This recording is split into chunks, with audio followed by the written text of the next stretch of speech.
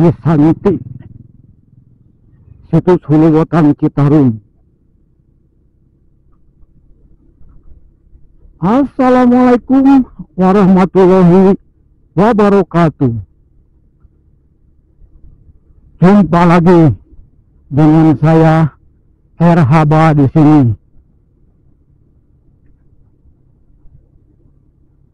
Kali ini saya berada di situ Cisanti menuju ke Bandung via Pangalengan. Saat ini saya memasuki PTP Nusantara 8 Talun Santosa.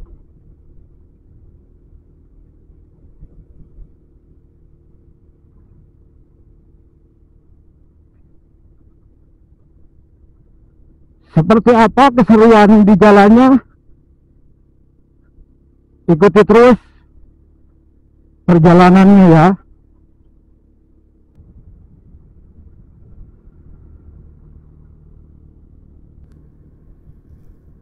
Teman-teman dan sobat Erhaba sekalian, sebelum perjalanan lebih jauh, alangkah baiknya kita ceritakan sedikit tentang situ Cisanti. Lokasi situ Cisanti berada di Desa Pejaten, Dusun Tarumajaya, Kecamatan Kertasari, Kabupaten Bandung, Jawa Barat.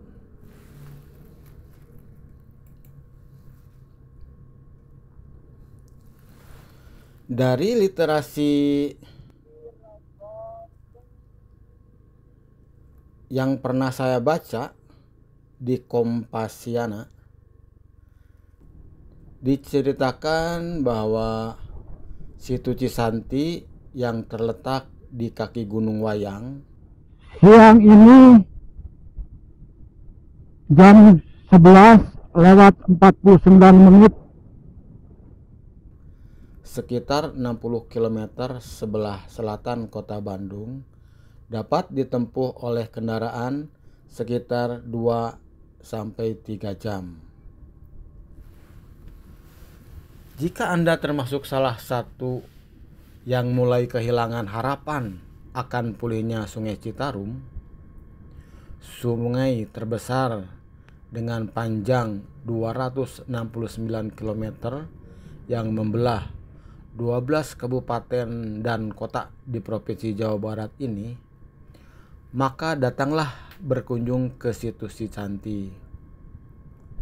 Ibarat mata air yang terus mengalir, harapan akan pulihnya Sungai Citarum berangsur-angsur pulih kembali di sini tentu saja.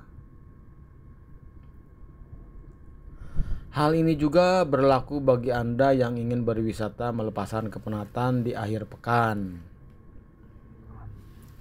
Situ Cisanti termasuk ke dalam area Perum Perhutani di Kampung Pejaten, Desa Tarumajaya, Kecamatan Kertasari, Kabupaten Bandung. Di kawasan ini terdapat 7 mata air, yaitu Pangsiraman, Cikoleberes, Cikawadukan, Cikahuripan, Cisadane, Cihaniwung, dan Cisanti.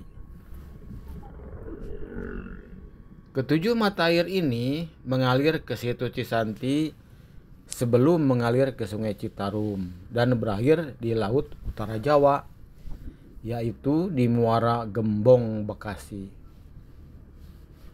Berjalan mengitari situ Cisanti seluas sekitar 10 hektar di kaki Gunung Wayang yang kurang lebih 1.800 meter di atas permukaan laut, menghirup udara sejuk dan menikmati kehijauan di sekelilingnya adalah kegiatan yang menyenangkan. Dapat dilakukan di kawasan ini. Selain itu, duduk-duduk di pinggir situ, atau kalau Anda berani dan tahan dingin, maka Anda dapat bergabung dengan para pencari lumut, ikan, remis atau kijing yang hidup di situ Cisanti, menceburkan diri ke air situ yang dingin.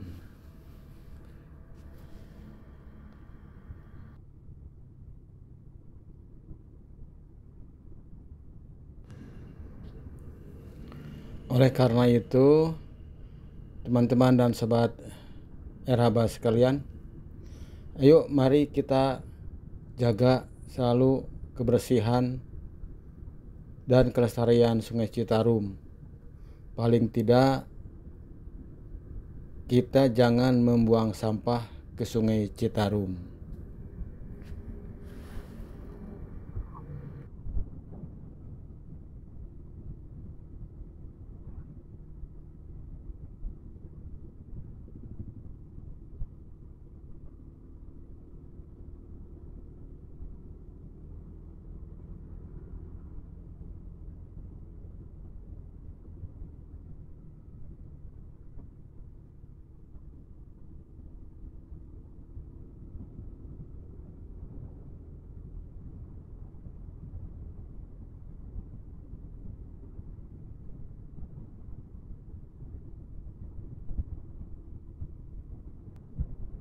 Desa Santosa.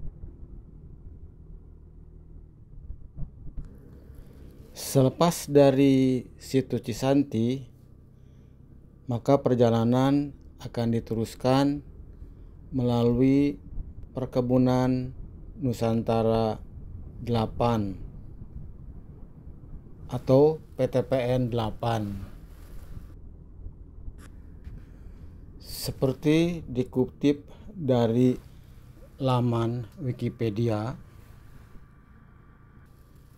dulu adalah anak usaha dari PTPN 3 yang bergerak di bidang agroindustri teh, karet, kina, kakao, dan kelapa sawit, Kaum Santosa. serta getah perca.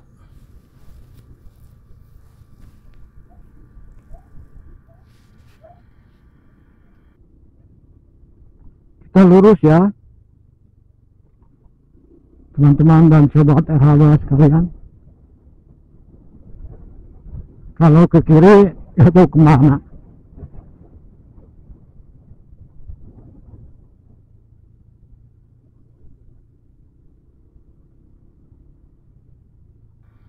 Ada beberapa komoditi yang dihasilkan Situ Cihanirung oleh PT Perkebunan Nusantara 8. Dulu merupakan BUMN yang bergerak pada sektor perkebunan dengan kegiatan usaha meliputi pembudidayaan tanaman, pengolahan, dan penjualan komoditas perkebunan seperti teh, karet, dan sawit sebagai komoditas utamanya, serta kakao dan kina sebagai komoditas pendukungnya.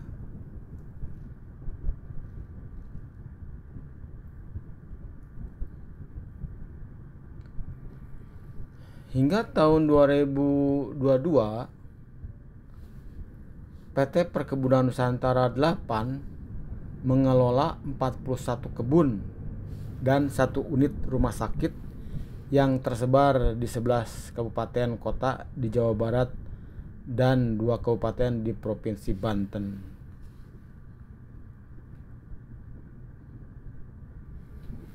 Komoditas pertama, teh.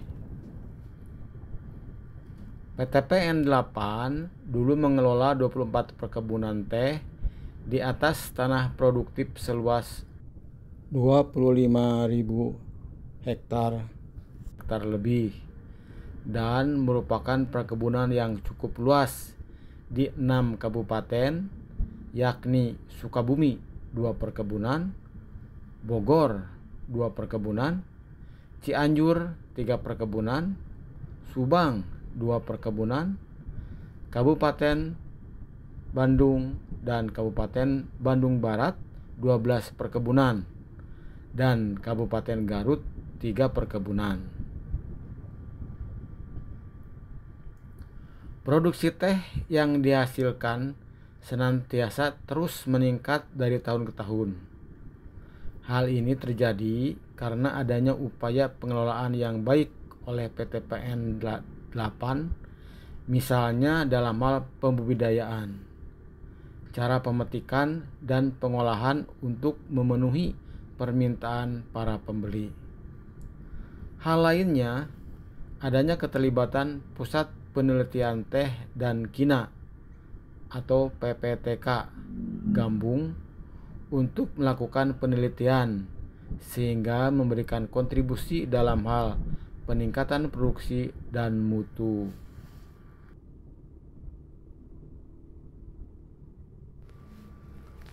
Komoditi selanjutnya adalah karet.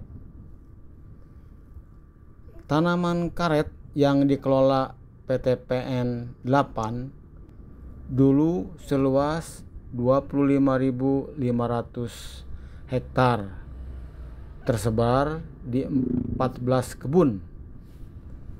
Jumlah pabrik yang menghasilkan RSS ada 13 pabrik dan 2 TPC,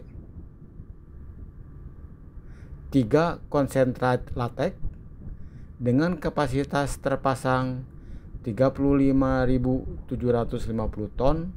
Produksi karet yang dipasarkan dalam negeri adalah 80%, sedangkan sisanya sebesar 20% diekspor ke Asia, Eropa, dan Amerika. Komoditi selanjutnya yaitu sawit. PT PN 8 dulu mengembangkan budidaya kelapa sawit di perkebunan Bojong Datar, Cikasungka, Tambak Sari, Cisalak Baru, dan Kertajaya dengan luas sekitar 18.843 hektar. Kelapa sawit ini dijual dalam bentuk CPO dan kernel untuk kepentingan dalam negeri. Kakao. Budidaya kakao atau coklat dikembangkan di atas tanah seluas 1.343 hektar yang tersebar di 12 perkebunan dan menghasilkan 173 ton biji coklat per tahun. Coklat yang dijual berupa biji coklat kering yang pada umumnya dijual di dalam negeri. Komoditi kina. Tanaman kina yang dikelola PT PN 8 dulu adalah seluas 3.004 hektar lebih yang tersebar di 13 perkebunan. Kulit kina kering ini diproses menjadi SQ7, yaitu garam kina yang mengandung quinin sulfat, quinin bisulfat, dan kandungan lain. Kini produksinya dilakukan oleh PT Sinkona Indonesia Lestari atau PT SIL sebagai anak perusahaan PT PN 8. Kita belok ke kanan ya, ke arah Pangalengan. Kalau ke kiri kembali lagi ke perkebunan.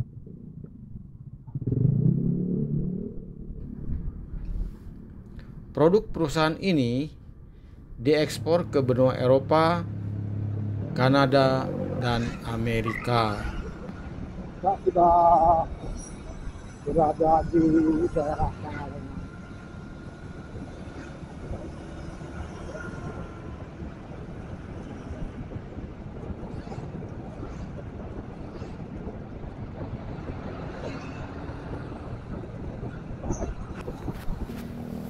Selepas dari jalan di perkebunan yang memanjakan mata dengan kehijauan daun tehnya, kita memasuki ke daerah Pangalengan. Pangalengan itu sendiri terletak 40 km di sebelah selatan kota Bandung atau sekitar 29 km dari ibu kota Kabupaten Bandung Soreang. Pangalengan terkenal akan beberapa objek wisata seperti Situ Cilenca, perkebunan teh, dan kolam pemandian air panas Cibolang.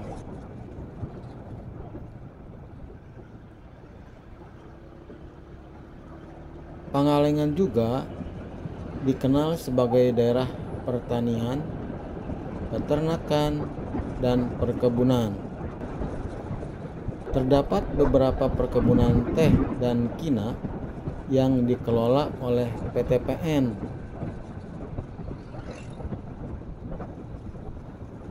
Pangalengan juga merupakan daerah penghasil susu sapi, peternakan, dan pengolahan susu.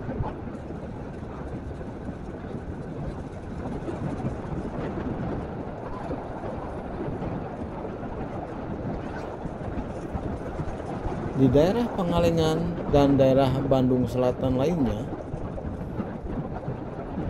pengolahan susu dikelola oleh Koperasi Peternakan Bandung Selatan Pangalengan atau sering kita dengar dengan nama KPBS Pangalengan.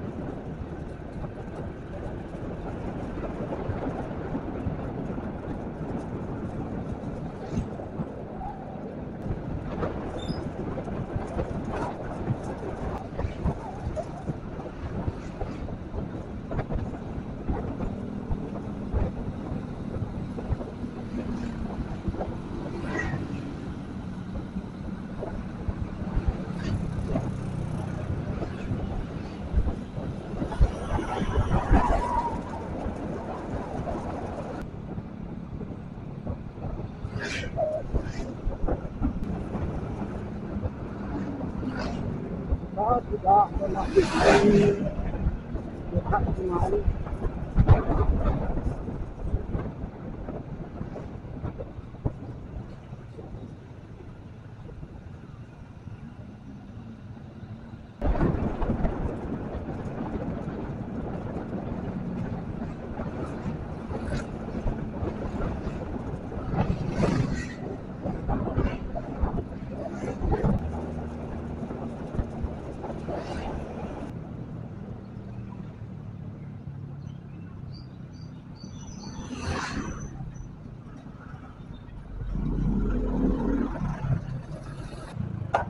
Ada pertigaan, kalau ke kanan ke Banjaran, kita ke kiri ya. Kita mau jalan alternatif.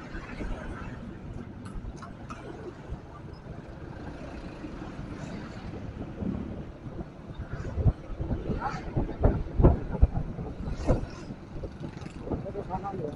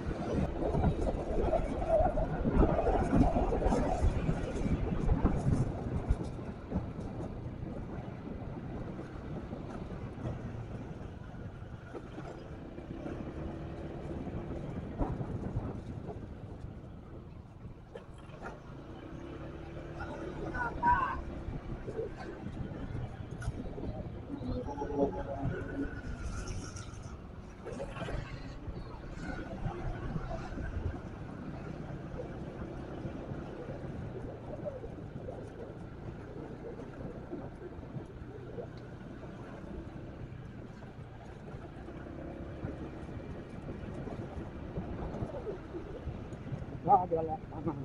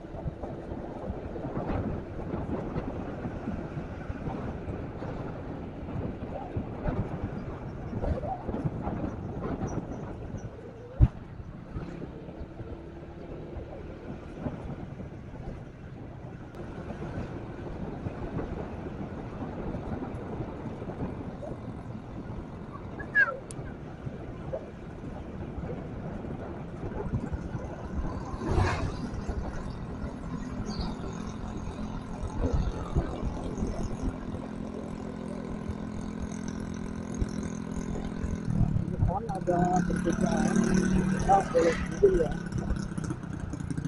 Kalau ke kanan itu jalan.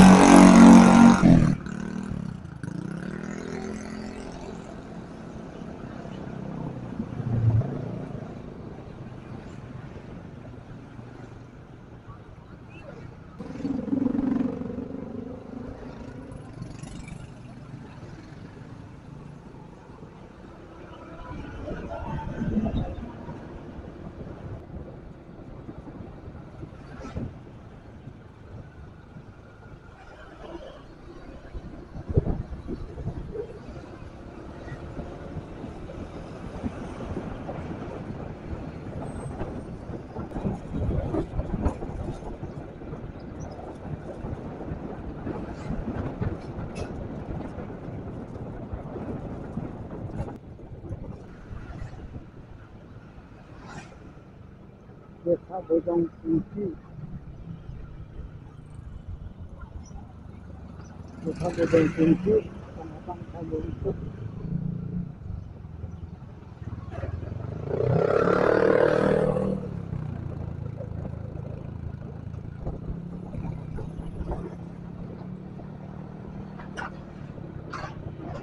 Lurus juga.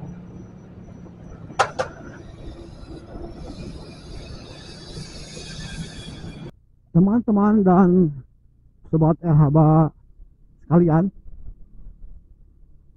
ternyata ada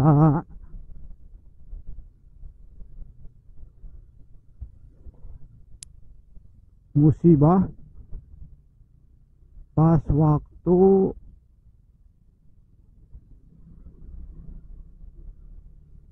kita dari perkebunan teh.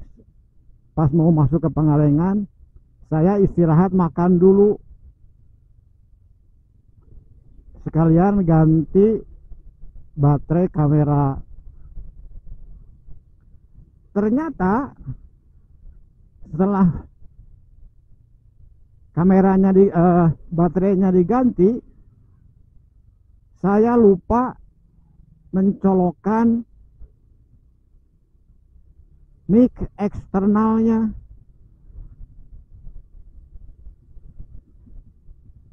Jadi selama perjalanan dari Pangalengan sampai ke tempat saya sekarang ini tidak menggunakan mic eksternal.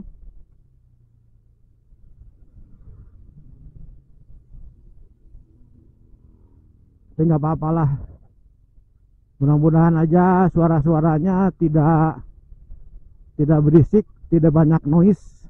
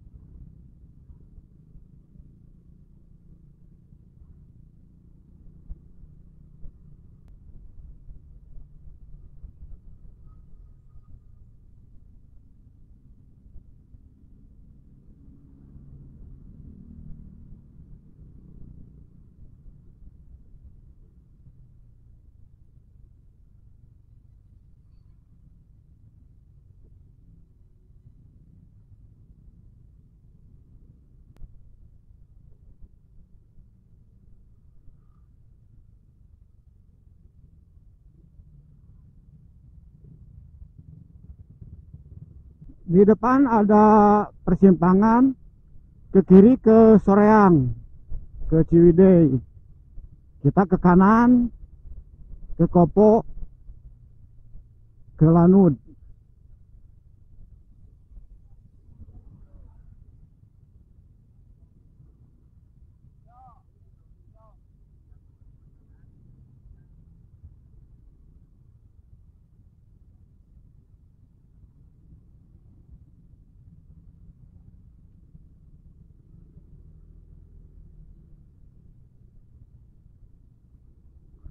Kita sekarang berada di Jalan Kopo Soreang, arah ke Bandung.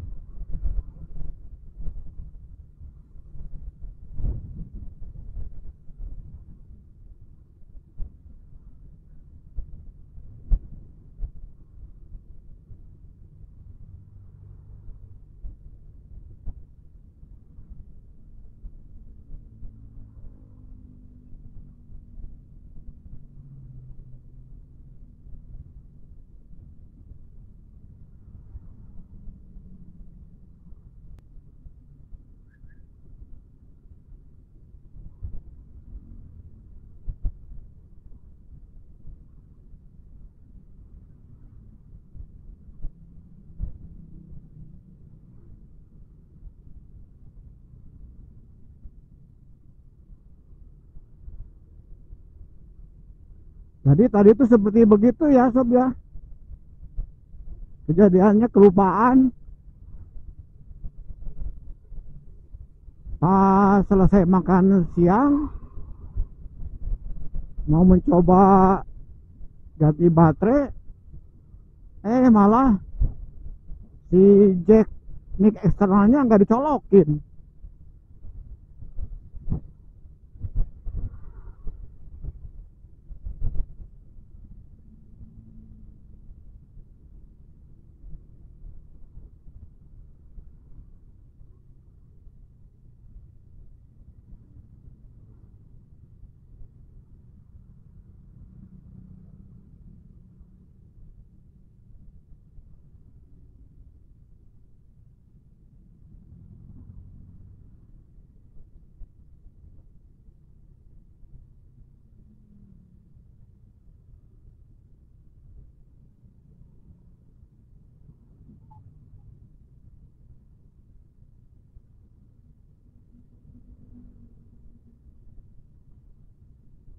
Sekian video ini.